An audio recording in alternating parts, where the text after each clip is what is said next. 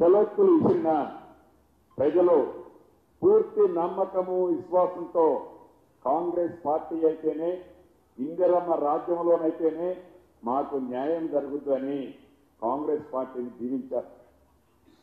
పౌర విషయానికి వస్తే 24 గంటల కరెంటు కాదు కదా, అది 12 గంటలు 12:30 గంటలే రికార్డులో కనిపించింది. మా మంత్రివర్యులు సహచార మంత్రివర్యులు కోమటిరెడ్డి వెంకటరెడ్డి గారు ఎన్నికలకు ముందు సబ్ స్టేషన్ లో ఏదైతే వాళ్ళ లాగ్ బుక్ ని పరిశీలిస్తే ఆ పరిశీలించింది లగాయితు, ఆ లాగ్ బుక్కులే మాయం చేసింది గత ప్రభుత్వం. నిజంగా 24 గంటల కరెంటు ఇచ్చి ఉంటే ఆ లాగ్ బుక్కులు మాయం చేయాల్సిన అవసరం ఏంటి?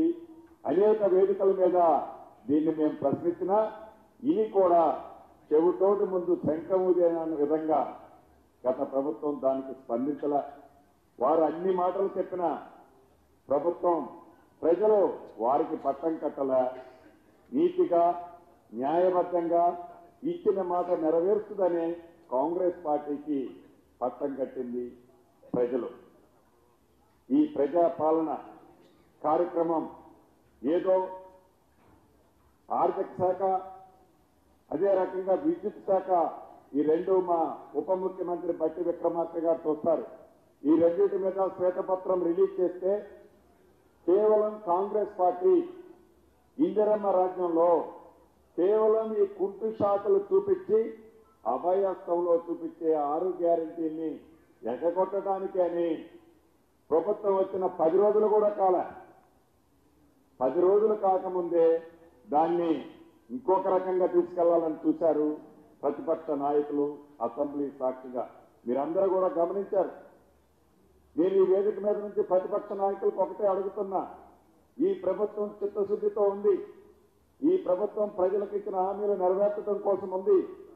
ప్రజల అభిప్రాయాలకు అనుగుణంగా ప్రజల కోరిక మేరకు ప్రజా అభిప్రాయాలను సేకరించడం కోసం ప్రజా పాలన అనే కార్యక్రమం ద్వారా ప్రతి గ్రామంలో గ్రామ సభలు పెట్టి ప్రజలకు ఏం కావాలనో సేకరించి మేము హామీ ఇచ్చిన 6 గ్యారెంటీలతో పాటుగా హామీ ఇవ్వని అనేక కార్యక్రమాలని చిత్తశుద్ధితో ఆర్థికంగా ఎన్ని ఇబ్బందులు ఉన్నప్పటికీ ప్రతిపక్షంలో ఉన్న మీరు సహకరిస్తే సంతోషం, సహకరించకపోయినా ప్రజలకు ఇచ్చే కార్యక్రమాన్ని అన్నిటినీ ఈ ప్రభుత్వం చిత్తశుద్ధితో చేయడానికి సిద్ధంగా ఉన్నది.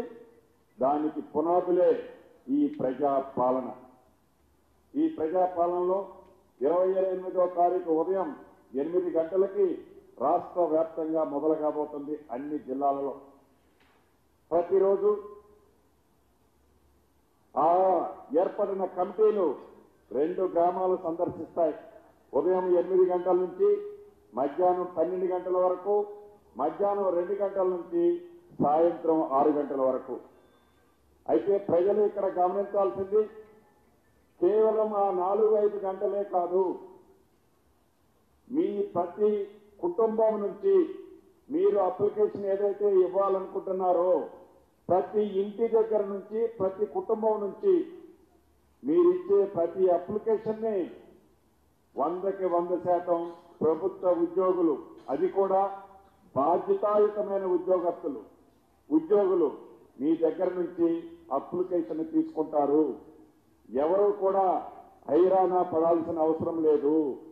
గత ప్రభుత్వంలో లాగా హౌసింగ్ స్కీమ్ పెట్టాం, 2 రోజులు వెబ్సైట్ లో చూపించాం, 2 రోజులు అయిపోయింది, మీరు హౌసింగ్ కి అప్లై చేసే మీరు మిస్ అయిపోయారు అనే పద్ధతిలో కాకుండా మేము ఒక్కరోజు మీకు టైం ఇచ్చాం, మీరు అప్లికేషన్ ఇవ్వలేదు కూర్చ్ అనే ఆలోచన ఈ ప్రభుత్వానికి లేదు. ఈ ప్రభుత్వం చాలా క్లియర్ గా ఉంది.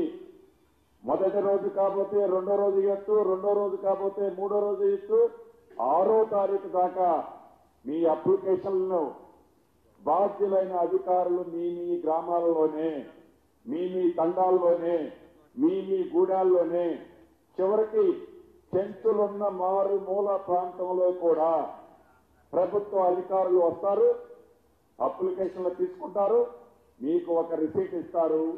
ఆ రిసీటు మీకున్న భూమి డాక్యుమెంట్ కంటే కూడా విలువైంది. కాబట్టి ఏ ఒక్క అప్లికెంట్ కూడా అయ్యో నేను ఇవ్వలేకపోయాను అనే టెన్షన్ హైరానా అవసరం లేదు. అధికారులు చిత్తశుద్ధితో పనిచేయడానికి స్వేచ్ఛ ఇచ్చిన ఈ ప్రభుత్వానికి ప్రజల పక్షాన ఉండటానికి వారధిగా ఉన్న అధికారులు సేవ చేయడానికి సిద్ధంగా ఉన్నారు. కాబట్టి ప్రజలెవరు అయ్యో నేను మిస్ అయిపోతున్నానని టెన్షన్ పడి మీ గ్రామాల్లో ఒత్తిడికి గురి కావద్దని మనస్ఫూర్తిగా ఈ వేదిక మీద నుంచి యావత్ తెలంగాణ రాష్ట్రంలో ఉన్న కుటుంబాలని అభ్యర్థిస్తున్నాను. అంతేకాదు ఏవైతే